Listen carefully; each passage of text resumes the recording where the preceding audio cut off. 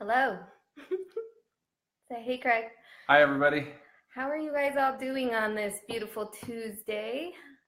We are so excited to tune in on a Tuesday. Yeah, Going up this on a is. Tuesday. We're going to let you guys kind of join in for a minute, but we're so excited to have Craig here with Connect 52.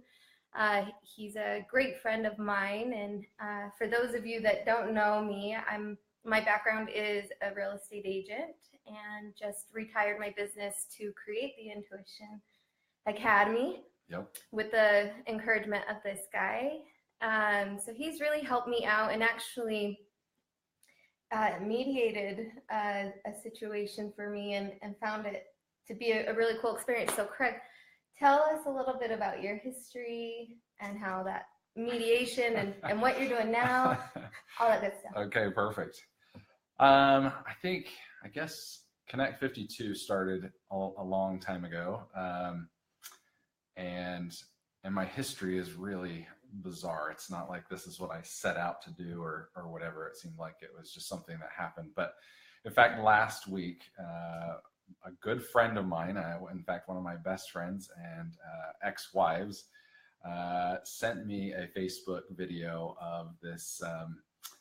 It was just really cool video on perspective. And this individual was having a really bad day and was given these perspective glasses.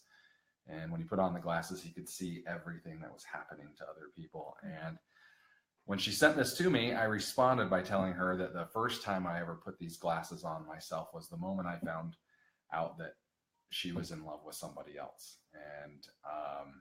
And then the whole world just became open to me, where I realized that I'd been very self-serving. I really only thought about my own needs for the most part. And I kind of ran through a red light because I wasn't aware of what was going on in my world. And luckily somebody just honked, and it was then that I noticed that I really just didn't know what was going on in people's lives. And it just, all of a sudden, it was like I could realize that the person who cut me off might have just gotten a divorce, or the person who is having a bad day might be having a bad day for a really big reason. And I just needed to get connected to my surroundings. So that's where it all started. In a lot of ways for me. And then, I ended up becoming a mediator up at the University of Utah.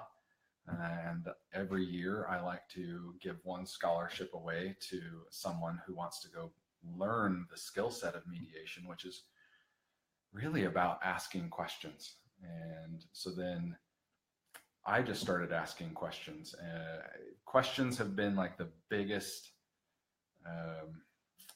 thing in my life. I mean, I tell this story quite frequently that I was driving down the 7th East in Salt Lake City, Utah, when I asked one of the greatest questions of my life, which was, why am I in love, or why do I want the love of somebody who doesn't clearly love me at this time?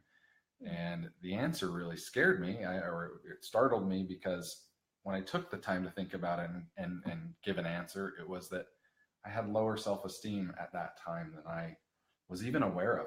Mm-hmm. And when I took the time to take care of myself and take care of that, then it just changed my life in a profound way. I love that. We talk a lot about, so Connect 52 is, and we'll talk about how that came about too, but what I love about it is it's just good question asking. And when I went through that mediation with you, those emotions were so high at the time, and we just met, so I'm surprised we're still friends. That you still like me after that. But it was really cool to see the intuitive approach that you had to asking the questions. I was just like, how does he know what questions to ask? So can you tell me how you, from that day, how you created that Connect 52, how you use it in your business, in your world, and what it looks like now?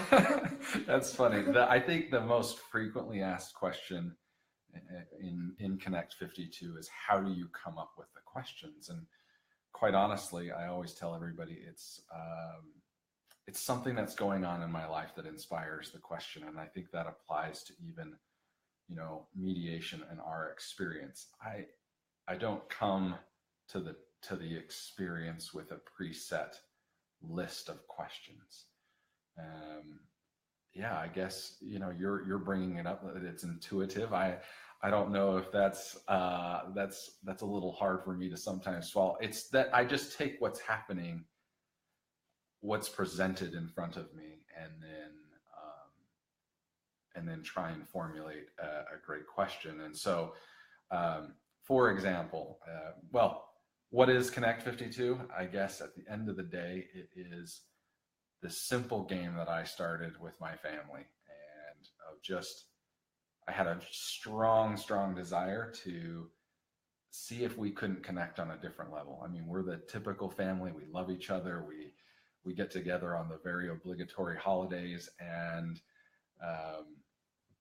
but I didn't feel like we were friends. I didn't feel like we were. I mean, I'd go to lunch with friends, and we can talk about anything. And my family. And your background, I like to just kind of, but an LDS large family is kind of what you come from. So maybe felt a little hard to explain what that was like. Yeah, I mean, I have 5 siblings, and then my parents, and again, they are all active members of the church for the most part. I guess I shouldn't say whether they are or aren't, but and I was not, or am not, and so I think there was something there, a little bit of an unwillingness on my part, actually, to share, not because they would reject me, just because I was just unwilling in a lot of ways. And so I decided to create this opportunity and play this game. And the game was, I wrote them all a letter. So the first step in creating a great human connection is an invitation. Mm-hmm. And, it's interesting, on social media, we invite people to connect.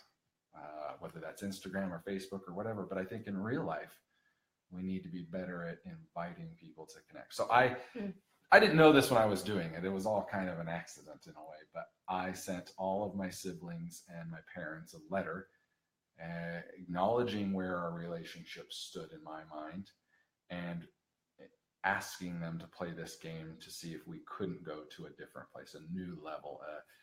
And that's what mediation is all about. You go into an experience.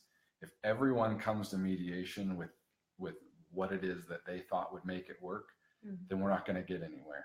We've already tried that. And so we have to come up with something new. And so this was this was just a game, and it really was. And so I sent this to my family and said, I'm going to ask one question a week for a year, which is 52. And I would love for them to all answer the same question to see if we can't gain perspective into one another's lives, with the purpose of seeing if we can't become closer. And then what transpired was just amazing. A really close friendship. It's, from what I observed, like this really tight connection with your sister, and you're now a lender, and that's kind of how we met. You invited me to lunch one day. Just got to know a little bit about me on social media, and then since then we just, we went through that mediation thing, but then immediately became friends.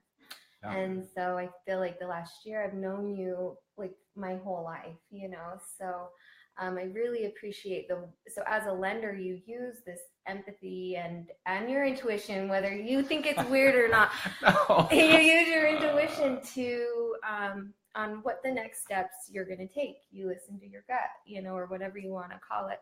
Yeah. But I put out this invitation for you to come join me about human connection, and you renamed it Deep Human Connection. And so I just want to know,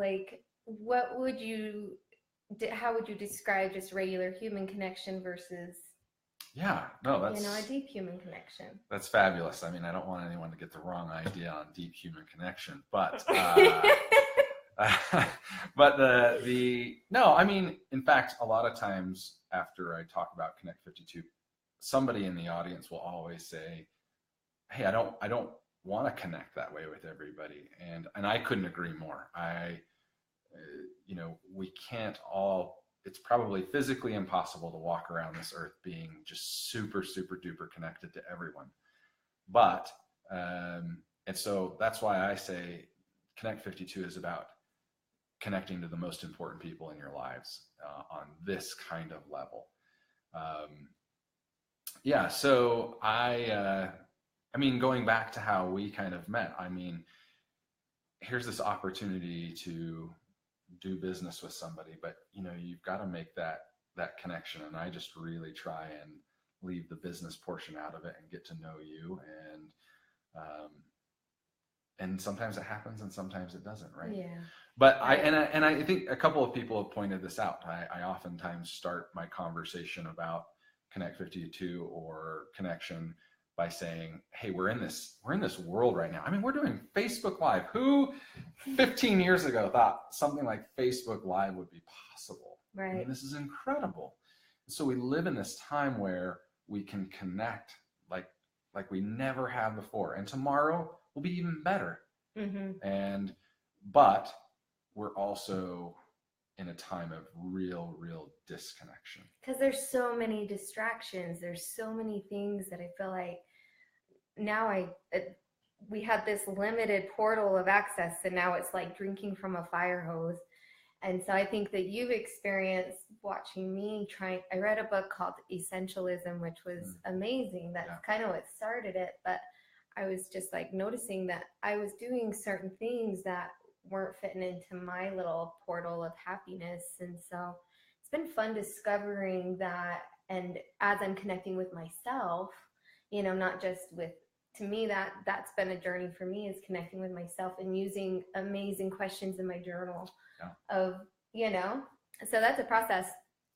Yeah, no, in fact, speaking of journals really quickly, I think that if people would consider doing a journal by starting with a question, really what my family discovered after doing this for several years is that we'd created the greatest database of history on my family that's ever existed. Every question, the answer is a story. It's a story of something that happened to you in your past, something that is happening to you currently, or something that you want to have happen to you in the future. And so we really, as a family, and as individuals, we have one of the greatest histories ever written about us. And cool. If somebody said, here's a journal, write what happened today, it would be the most boring thing on planet Earth, But not to you, Oh, but if you ask me a question like, what is the bravest thing you've ever done in your life?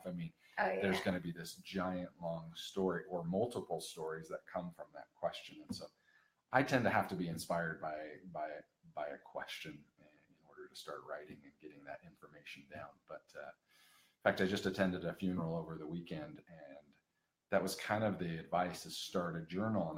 And again, I just think Connect 52, what a lot of people don't know is that it's really actually not about connecting to other people.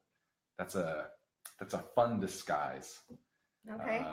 It really is about you getting connected to yourself. And so we say it's a game, we say that it's super fun, but ultimately at the end of the day, every question is to be answered by you and by other people. And that information that is shared with you from your family or your spouse or your friends is really fun. It's really valuable. But when you write that answer down, that's yours. And one of the greatest examples of this is a question was asked in my family of, what is your favorite toy growing up as a kid? And I like deep questions, and I just thought this was so. You roll your eyes at it. Yeah, I did. I thought it was the most superficial question in the world in a way, and my mom answered it first and foremost with new data, new information. She told us about this toy growing up as a kid, and my father didn't know about it. None of my siblings knew about it. But then I was like annoyed with the question. I started writing, my favorite toy growing up was this sandbox, because me and my little brother Tommy would be playing in the sandbox. And then I was like, these toys called constructs. They were like a different form of Lego. No, me and my brother Jeremy. Jeremy, if you're seeing this, do you remember that I would play my Constructs. Barbies with and he'd make houses for me. Yeah. We loved constructs. Yeah. I mean, me and my brother Tommy, and then and then I was like, oh, cat guns. I mean, I really love those old school cat guns that like probably would be so super illegal now, but yeah. And every answer, I wrote and I wrote and I wrote, and then at the very end, I just came to this realization: my favorite toy growing up as a kid was my brother Tommy, and I don't know that I would have come to that. Cry on Facebook Live. I don't know that I would have come to that realization without these what we call beautiful questions. Yeah. And they just, I don't know. So that's. I don't know. I've kind of gotten lost where we were. Yeah, but that's so where it's we all do about. have a question from Jackie. We'll get back into it because he's making me cry. My friend Jackie out in Tahoe, greatest person alive. Yes, the tips for asking intuitive questions. I think that the biggest tip from me, and Craig can ask, but I have to get super quiet. Like get in a place of just no distractions, and then just kind of list out the questions and then eliminate. But what we come up with questions fairly easy now, but I think it's just a process of quieting your mind so that you can listen to the intuition. I'm also a big fan of, in fact, there is a video. I need to give more credit to this person who, I can't think of her name right now. I'll send it out, but she created this video that went viral on the company. It's called Big Talk. She actually even has these cards. They're like conversation cards, and they're big questions. But if you get a chance, go onto YouTube, watch this video called Big Talk. We'll post it. And I'm just a big fan of, I mean, I know like people make fun of me on this whole deep thing, but it's like, I just ask deep questions. Like, my life changed forever when my little brother, who I was mentioning earlier, his wife passed away. She actually was in an accident and drowned. And my life has never been the same since. I didn't know that at the time it was just going to impact my life so much, but I just don't have time. I don't have time to wait. I mean, today might be my last day, unfortunately. And, you never know. And I just don't have time to really kind of circle around the question I want to get to. And so I just, the biggest thing I talk about in Connect 52, one of the 5 steps is playing with empathy, playing with vulnerability. I started writing vulnerability when you wrote empathy. And it creates this empathic connection. And we just don't have time. I mean, so Jackie, I'm one of your biggest fans on planet Earth. And if I ever get married again, I'm coming out to Tahoe. But you just are this amazing person in people's lives. And I think just go for it. Go ask that question that might seem like it's too much. In Big Talk, she asks everybody, what do they want to do before they die? And these are complete strangers that she's never met before. And she's just walking up to them on the street and asking them this question. And then people just start going deep. People start saying, and I think we want this so bad. I say that we're starving. I do too. We're starving for human connection. We're starving to have these conversations that don't, I don't get me wrong. I know where I was going to go earlier. Okay. Some people say, because I start my presentation out with this whole, we're so connected, and then, so why are we not? And people are going, oh, it's because of our phones. It's because of Facebook. It's because of social media that we're not connecting anymore. And I had somebody point this out to me, and I appreciate this. I appreciate her doing this, because I really want to say that it isn't Facebook's fault. It isn't our cell phone's fault. It isn't social media. I love it. I know you because of social media. I used it as a tool to connect on that level that we talked about. Just hey, I know you, right? Yeah. We can have a conversation. We can get to know one another. And then we took that opportunity to go a step further and to really start asking vulnerable questions, start sharing on a different kind And of it was level. interesting. I've been wanting to interview people about this stuff for a while. And every time I want to collaborate with somebody, it just seems better to do it in person because we feed off of each other's energy. So that's fun. Yeah, I say all the time, if Connect 52 is not working, if at the end of the day it doesn't drive you to want to physically connect with that person, whether that's a lunch or whether that's a dinner party, or whether that's just when I say physical, I don't mean it has to be necessarily one-on-one, but it should want you to do that. I mean, probably the greatest success story for me personally of Connect 52 is my little sister Melanie. This sister who is 7-8 years younger than me. I would have told you beforehand, before doing this, that I knew who she was, that I would have, she was married, has kids, and I know all that. And then 4 or 5 years later, now that we've been doing this, I could honestly say I had no idea who she was. I had not a clue. So I think it was like the third question that ever went out. She called me and she's like, "Hey, how are you going to answer this question? Because this could really offend some people in our family, my answer." And I don't even remember what it was. We just talked about it. And then she called the next week and kind of the same thing. We're talking about the question. And then I think by like the third or fourth week, she just called me and we just started talking to each other about our lives, so forth and so on. Well, fast forward, and like 6 months later, she's informing me that she's talked to her husband and she wants to come and visit me and hang out with me for her birthday in New York, which, New York's not a bad place to visit. So I wasn't like, oh, I'm so amazing. But we just, now I will say, we probably get together or go on a vacation together two times a year, maybe 3 times a year. And a couple of years ago, her favorite holiday is Halloween. And so I was living in Lake Tahoe, and she had no idea that so I hopped on a plane, flew to Colorado, drove down to Pueblo, Colorado, where she lives, went to Walmart, got her family, they all dress up as the same thing or some theme for Halloween. And so I dressed up as the theme. We were all vampires, and went to Walmart, got all my stuff, show up at her doorstep, ring the doorbell, and say, trick or treat. And she practically fell on the floor because she had no idea I was coming.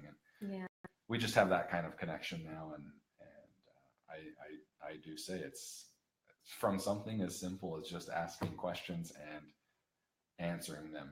And we definitely got more and more vulnerable as time went by. Which is what this is all about, right? So I love that story, and I'm excited to have Craig come out. We'll let you guys kind of get going with your day, but I wanted to introduce Craig because if you come to our Tune In Tuesdays, he will usually be there.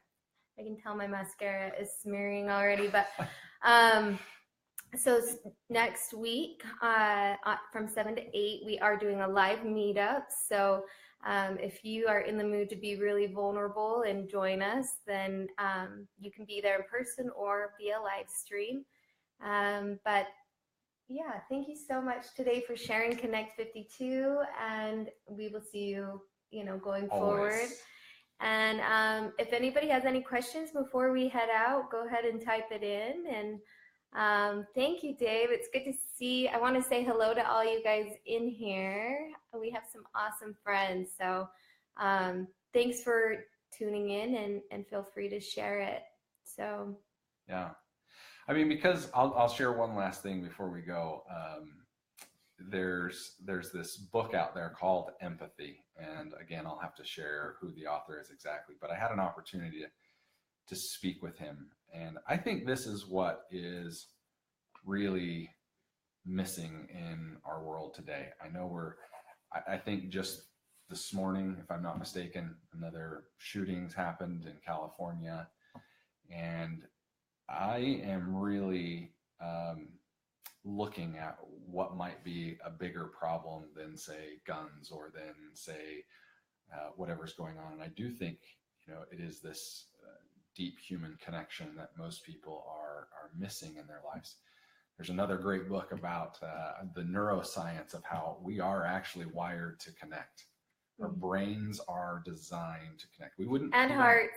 Yes, we wouldn't even be, well, we would not even be alive as a human race if it weren't for connection. So, yeah, the hierarchy of needs, say, food and shelter. Well, actually, it's human connection, because if you did not cry and inform people that you needed food or shelter, then we would not exist today. And so, anyway, I think this is something that I'm really passionate about. And but anyway, this back to this author on this that wrote the book Empathy. He did this really amazing experiment, and you can find this on YouTube as well. But it's they created a giant shoebox, this building that looked like a shoebox. And then when you went into this shoebox, you informed them what size of shoe you wear, and they would come out and give you a pair of shoes and some headphones. And so the shoes might be pumps, they might be work boots, they might be women's high heel shoes, whatever. And then literally you would go on a physical 1 mile walk in those shoes while listening to the story of whose shoes those were. And ultimately, that is what Connect 52 is about, is taking an empathic walk through somebody else's life. And how would you describe the word? Because to me, or what we describe in your version, what empathy versus empathic and sympathy, like, can you describe what that means to you? Gosh, I wish I could do it justice. In fact, the author of Empathy probably does it best, and I'm not going to remember it exactly. But, sympathy is obviously just more or less, I guess, in my words right now, feeling sorry for, or feeling like, but empathy is this, you really have to kind of step into what it must feel like for them, not how you feel about them, but what it must feel like really for understand. them. And actually, the only way to do this, I believe, is through questions. I mean, the first question being, I would disagree, but the first question being, what must it feel like for them? And so, and that has just, or maybe does that gotten, since you've started that practice, have you become more empathic naturally, I guess is my question, is the more you've exercised empathy, has that built your intuitive empathic muscle? Oh yeah, I think there's no doubt. Yeah. I mean, the more that you can, going back to those glasses, ironically, I'm wearing glasses today, but when you can just observe that person at the grocery store who is struggling is not just in your way, is not just an annoyance in your life, but maybe they need help. Maybe Stephen Covey talks, I believe it's Stephen Covey talks about this, in that, you're in the airplane, and are you kind of avoiding eye contact, hoping no one sits next to you, especially that woman who's carrying a baby that's screaming already, and so forth and so on? Or are you willing to stand up and maybe try and help that person? And I think, it's funny that you and I met under the circumstances of real estate, because I actually have this really interesting thought of how some of this disconnection started way, way, way before the internet, and started before cell phones, and started before all this. And it started with houses. We love these big, giant houses. Yeah. And we love our privacy. And I want to oftentimes live far away from somebody else's house. And, and what happens. And we're in a box within a box within a box within a box. Yeah. And our kids now all have to have their own rooms with their own TVs and their own whatever. And so, so often we don't know our next door neighbor. We don't go borrow milk anymore. I mean, go buy your own milk. We don't borrow a cup of sugar oftentimes from our next door neighbor, and quite often we don't even want to bother them. And so, we have this amazing tool right there in our privacy of our own home. We can be so disconnected from society because we can sit at our Facebook and really just share with people what we want. And, it requires a lot of vulnerability to go out and physically meet people where they, where they're at in life. And It's so rewarding though, like because that's exactly what happened to me. I went so focused on my business, but it was nice because I could do whatever I wanted from the comfort of my laptop. And so online, it looked like everything was fine, but after a while, like I just craved human connection to the point of like I did. You met me at that blow up point of I just yeah, need really craved connection, and I think that's why we became such good friends is because you really understood what you understood it, and so it's been fun to be able to kind of get out of my comfort zone and understand that underlying need or craving or whatever it was that yeah, I had. So yeah. I love that story. It's exciting. So we're going to be collaborating on some fun classes going down, or I hate to call them classes because they're very collaborative. It's not like we talk to the group. It's really just a collaborative effort. So we hope to see you guys in the near future. And Yeah. yeah, Thank you very much. peace out, guys. Have a great day. See ya.